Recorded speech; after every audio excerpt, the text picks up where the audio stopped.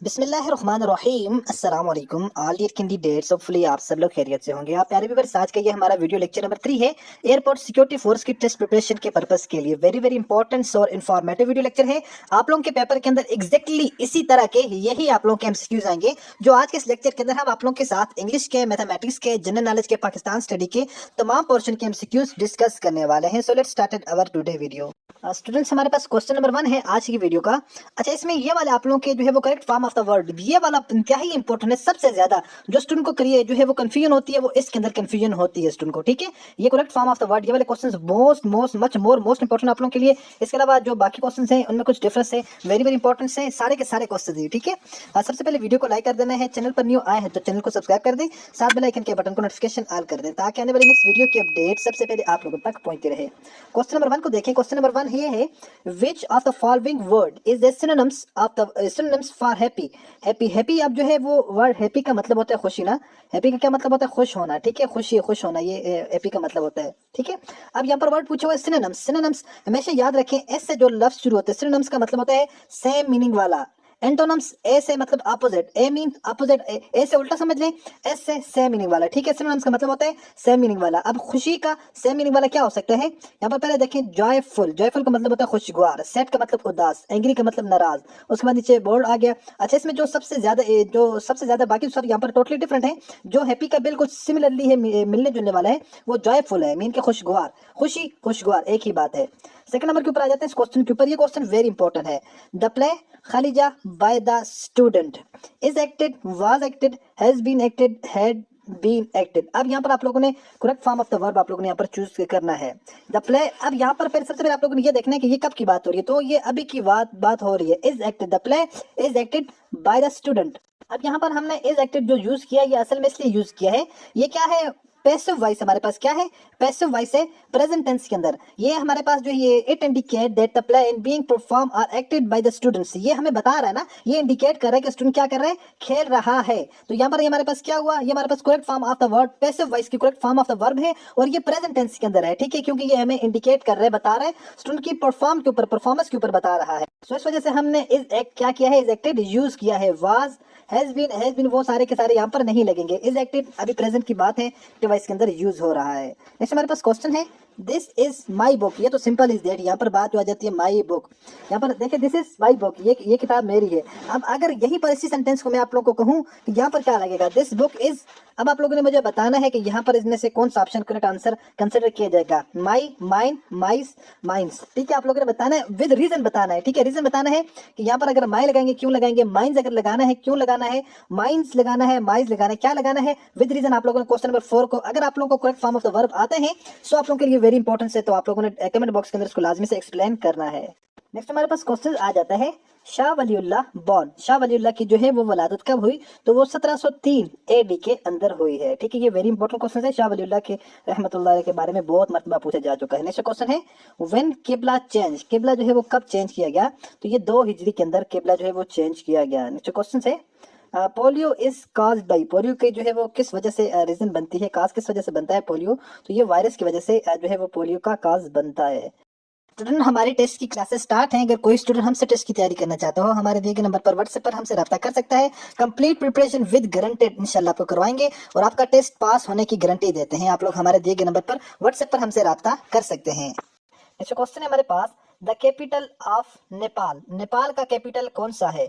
खटमंडू, खटमंडू जो है वो नेपाल का कैपिटल है।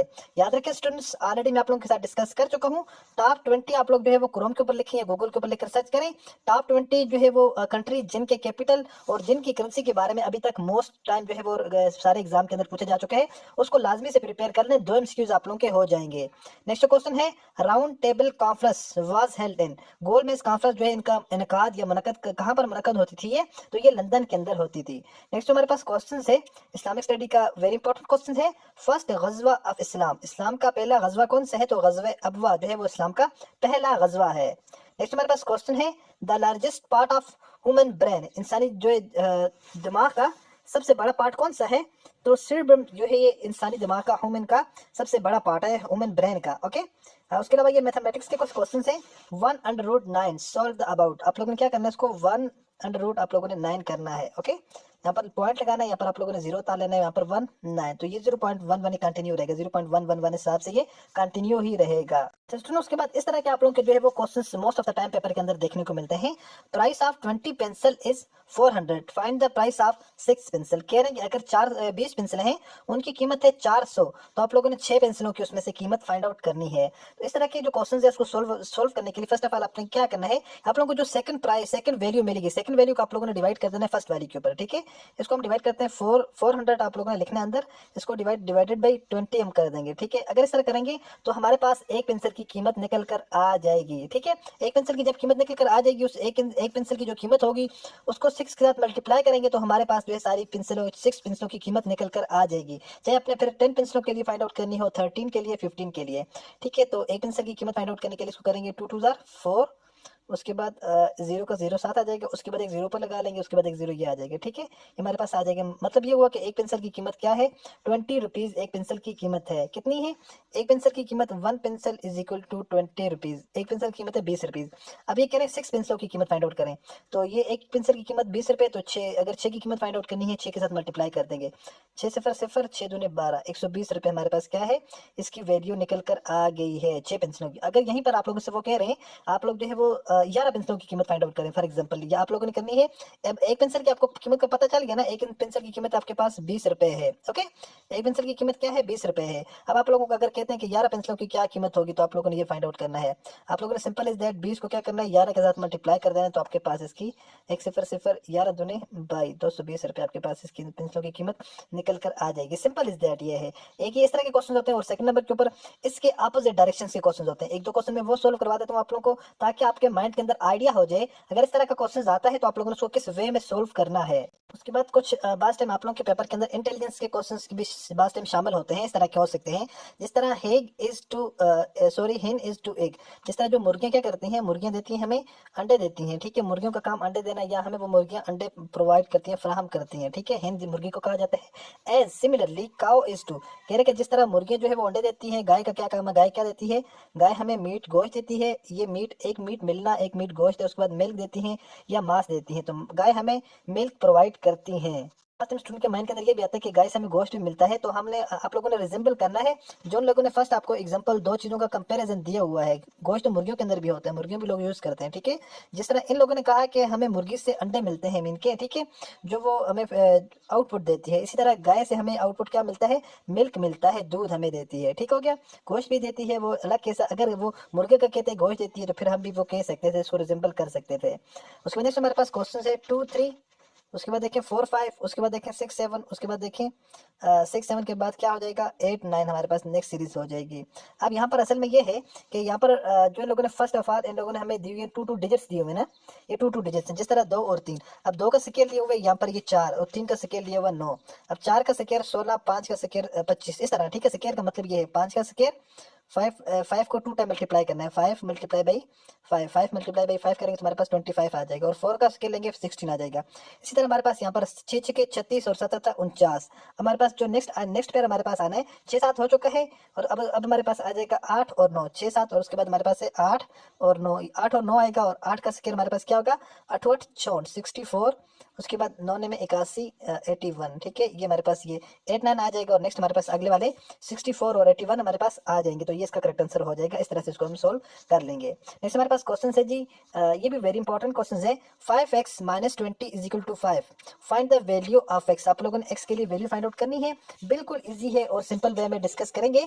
आप लोगों ने क्या करना है, x वाली वैल्यूज को अलग कर लेना है, और ये जो बाकी वैल्यूज है जिनके साथ x नहीं है उनको हम अलग कर लेते हैं। तो यहाँ पर ये क्या है, यहाँ पर -20 है, अगर इसको दूसरी साइड लेके जाएंगे तो ये क्या हो जाएगा +20 हमारे पास हो जाएगा, ठीक है। नीचे में इसको सेपरेट करके लिख लेता हूँ, 5x is equal to 20 plus, sorry पहले 5 था, सॉरी फॉर दैट, पहले था 5, उसके बाद -20 था, दूसरी साइड जाएगा तो ये क्या हो जाएगा +20 हो जाएगा। अब क्या हुआ +20 और 20 और 5 कितना हो जाएगा, 25 हमारे पास हो जाएगा। यहाँ पर हमारे पास ये हो गया 25।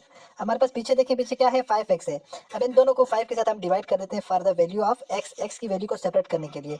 इसको डिवाइडेड बाई 5 किया, इसको भी डिवाइडेड बाई 5 किया, यहाँ से ये 5 इसके साथ कट डाउन हो गया। यहाँ पर हमारे पास जो लास्ट वैल्यू पीछे बच गई वो हमारे पास बच गया सिर्फ और सिर्फ हमारे पास क्या बच गया है, x बच गया। यहाँ पर हमारे पास बच गया है x। और यहाँ पर अगर देखें 5 1 जार 5, 5 5 जार 25। ओके, तो यहाँ पर हमारे पास जो वैल्यूज की आ गई है हमारे पास 5 आ चुकी है। इसका मतलब ये हुआ फाइनली हमारे पास जो वैल्यू बनकर आई है x इज इक्वल टू क्या बन गया, x is equal to 5, x की वैल्यू हमारे पास 5 आ चुकी है। ओके है। उसके बाद ये मैथमेटिक्स की कुछ प्रॉपर्टीज हैं, इसको हम क्या कहते हैं, associative properties of addition, a plus B plus C. उसके बाद ये जो पहले में देखें a प्लस बी अंदर है और तीसरी वाली रकम बाहर है, और दूसरी जो इज इक्वल टू के बाद जो हमारे पास वैल्यूज होंगी उसमें पहली वैल्यू बाहर होगी, दूसरी दो वैल्यूज अंदर होगी। इस प्रॉपर्टी को जो है वो एसोसिएटिव प्रॉपर्टीज ऑफ एडिशन कहा जाता है, वेरी इंपॉर्टेंट है। उसके बाद नेक्स्ट हमारे पास क्वेश्चन है, largest continent of the world, दुनिया का सबसे बड़ा कॉन्टिनेंट कौन सा है, तो ब्राज़म एशिया है। ठीक है, एशिया कॉन्टिनेंट जो है वो सबसे बड़ा कॉन्टिनेंट है। Largest continent of the world तो ये एशिया है। एशिया के अंदर टोटल ममालिक कितने, ये most of the time paper के अंदर पूछा जा चुका है कि टोटल ममालिक जो है वो एशिया के अंदर कितने हैं, 48 हैं। और सबसे इंपॉर्टेंट चीज 5 रीजनल डिवीजन के अंदर इसको डिवाइड किया गया है, रीजनल डिवीजन। अब आप लोगों से क्वेश्चन ये है कि आप लोगों ने मुझे बताना है पाकिस्तान जो है वो साउथ एशिया में कहाँ पर नजर आता है, ईस्ट एशिया में नजर आता है, साउथ एशिया में, इसके अलावा ईस्ट साउथ एशिया में या सेंट्रल एशिया में नजर आता है। और जो ये 5 रीजन्स के अंदर जो ब्राज़म एशिया को डिवाइड किया हुआ है, तो ये इसमें नंबर 1 के ऊपर है ईस्ट एशिया है, नंबर 2 के ऊपर साउथ ईस्ट एशिया है, ये वेरी इंपॉर्टेंट है, नंबर 3 के ऊपर साउथ एशिया है, नंबर 4 के ऊपर साउथ वेस्ट एशिया है, और नंबर 5 के ऊपर सेंट्रल एशिया है। तो ये इसको 5 रीजन्स के अंदर डिवाइड किया हुआ है। आई होप के सारी की सारी चीजें जो आज के इस लेक्चर में मैंने आप लोगों के साथ डिस्कस की हैं आप लोगों को समझ आ चुकी होंगी और आप लोगों के लिए वेरी वेरी इंफॉर्मेटिव और हेल्पफुल रही होंगी। मिलते हैं नेक्स्ट वीडियो में इसी तरह एक और इन्फॉर्मेटिव वीडियो के साथ। अपनी जो में याद रखिएगा और देखते रहिएगा चैनल। अल्लाह हाफिज़।